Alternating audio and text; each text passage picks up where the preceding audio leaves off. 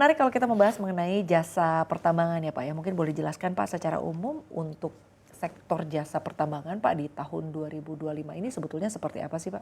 Oke, jasa pertambangan itu bukan hanya batu bara, tetapi kita lihat ada nikel, ada boksit, juga emas gitu, jadi mineral ada beberapa. Sebetulnya kalau kita bicara nikel, boksit itu masih cukup bagus. Nikel untuk memenuhi kebutuhan smelter yang sudah ada itu cukup bagus, artinya cukup stabil.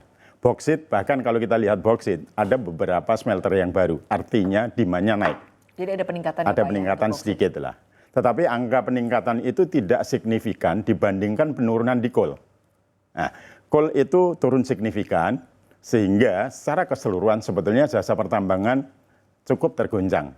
Karena coal itu yang merupakan dominasi di jasa pertambangan, di mana coal itu kalau nggak salah sekitar 85% dikerjakan oleh jasa pertambangan, 15% dikerjakan oleh concession owner sendiri.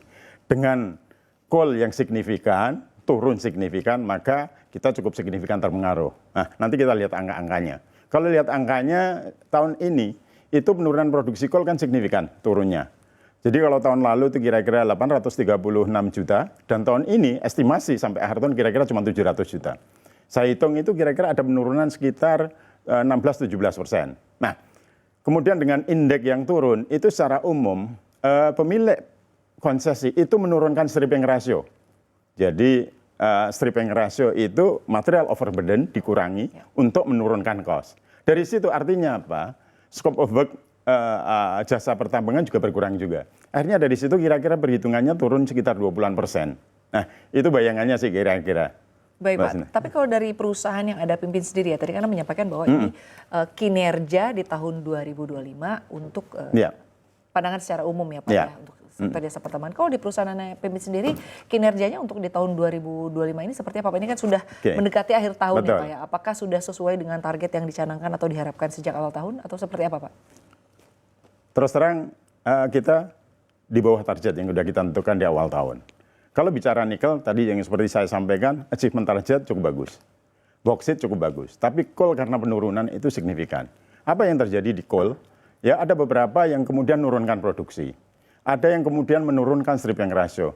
Bahkan ada juga yang terjadi karena salah satu misalnya customer itu secara FS itu sudah tidak memenuhi standar, dia sudah nggak visible, break even point udah nggak dapat, dia bisa aja sampai menghentikan produksinya.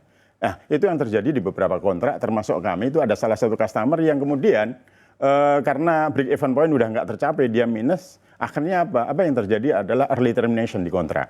Nah, itu cukup menyulitkan kami. Jadi ada penurunan produksi, ada pengakhiran kontrak lebih awal, itu yang menurut saya terjadi beberapa jasa kontraktor. Baik Pak, lalu di tengah harga yang cukup volatile ya, baik pada harga batu bara maupun juga pada harga mineral lainnya. Ya. Anda sendiri melihatnya untuk secara prospeknya nanti ke depannya nih, untuk sektor jasa pertambangan berkait dengan tadi ya, harga batu bara dan juga harga mineral yang cukup volatile seperti apa Pak? Kita lihat beberapa proses nih, termasuk terakhir itu kita ngikuti Coltran yang di Bali, yang September kemarin. Hampir analisa seluruh analis itu, termasuk juga user, ya di beberapa negara, Cina, India gitu ya. Secara umum itu relatively stabil, flat. Ada yang katakanlah naik sedikit indeks, ada yang bicara turun sedikit. Itu terjadi dua-duanya di coal. Baik kita ngomong metallurgical coal maupun thermal coal. Nah, kalau di nikel, boksit, ini nanti kita lihat. Di Indonesia saya pikir boksit cukup bagus, smelter ada banyak, itu agak ada peningkatan. Nikel ini kan sekarang juga harganya lagi nggak bagus juga. Saya berharap bahwa nikel juga akan bergerak naik sehingga kita bisa menikmati, ikut menikmati di jasa pertambangan di nikel, Pak. Baik, tapi kalau kita berbicara mengenai permintaan ya Pak, ini kalau kita ngomongin soal harga batu bara dan juga mineral yang cukup volatile, ini pasti ada kaitannya juga dengan permintaan. Betul. Nah, kondisi di lapangan saat ini sebetulnya permintaan dari China dan juga India ini seperti apa Pak? Menurut saya turun. Jadi ada isu bukan hanya permintaan turun, tapi betul isunya adalah salah satu dari dua-duanya dari mereka, baik China maupun India, di samping demand turun, mereka menaikkan produksi domestik.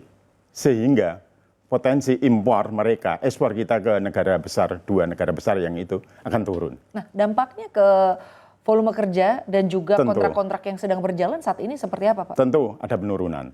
Nah, tetapi penurunan pada posisi sekarang mungkin udah pada posisi stabil sekarang. Sehingga kita lihat indeks itu sebetulnya sudah ada naik sedikit. Apakah itu artinya sudah ada mulai stabil dan kemudian ada peningkatan sedikit? Kalau kita lihat ICI Index itu katakanlah ICI 45 udah mulai bergerak naik 2-3 bulan terakhir ini. Dan saya berharap itu akan stabil naik, even posisi sekarang udah mulai cukup membaik. Tetapi kita lihat pergerakan Cina kadang-kadang tidak bisa diduga, India tidak bisa diduga, mudah-mudahan ini stabil angkanya dan pergerakan mulai naik. Nah, dan saya berharap juga nanti akan disupport oleh pemerintah. Kita nggak tahu nih polisi pemerintah long term-nya, apakah RKAB seperti tahun ini, di mana kira-kira akan 700 juta, akan dinaikin atau sebetulnya diturunkan. Nah, kita masih menunggu itu juga.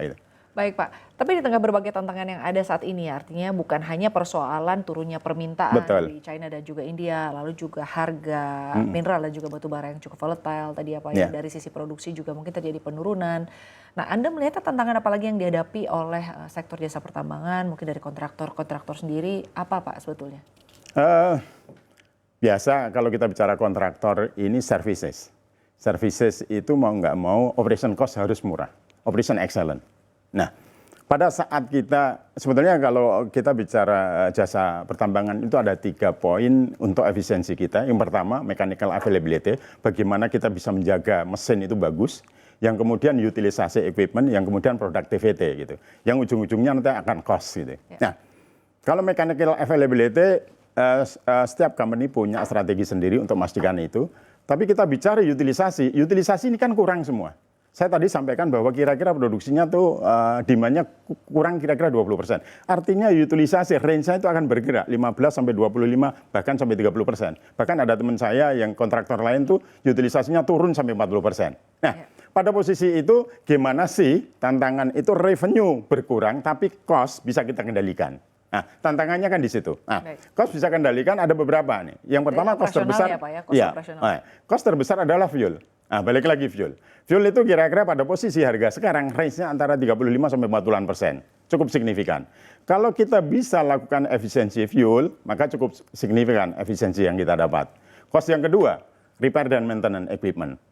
Ya, itu cukup besar spare part termasuk tire di dalamnya. Cost berikutnya apa? Manpower. Nah, ini yang juga jadi concern kita, bagaimana revenue kurang, tetapi kita bisa manage operating cost, sehingga kita masih dapat profit. Nah, itu nggak gampang. Karena kadang-kadang misalnya mengenai manpower, kita nggak tega sebetulnya PHK. Tapi kalau kita harus nanggung overhead yang tinggi kan agak berat juga gitu. Artinya apa yang terjadi? Tahap awal seringkali kita rumahkan gitu ya. Tetapi pada saatnya misalnya kita udah nggak tahan lagi, mau nggak mau kita lay off, kita PHK.